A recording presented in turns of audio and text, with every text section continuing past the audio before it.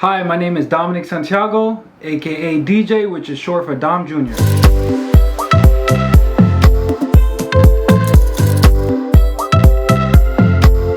I serve as a real estate investor, and I'm also a financial consultant for real estate only. I started real estate investing about 4 years ago. I've closed on 8 properties with $2 million in bank funding. So banks will give you loans for your first investment properties or your second or your third. However, it's income and credit driven. They will want about 20 to 30% down on the purchase of the property, and they're also gonna evaluate your current assets and your current income. Typically, it's harder to go this route, especially when you wanna buy 2, 3, 4 properties down the line.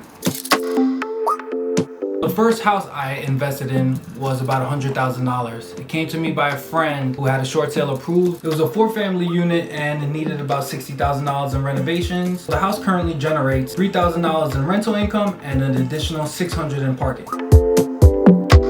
Fix and flip loans are completely asset driven. This means the loans are secured by the property itself. As long as the property has a high enough after repair value, you can close on this in a matter of weeks or even days.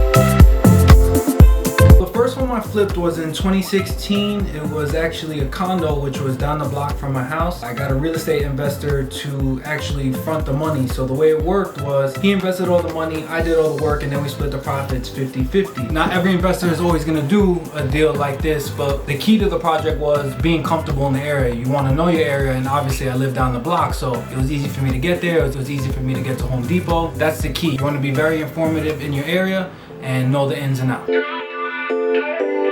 Hey, so for all your current homeowners, you can tap into your home equity line, which is taking out 75% to 80% of your current market value. With that money, you can use it towards an investment property, or you can put it into your house and increase its market value.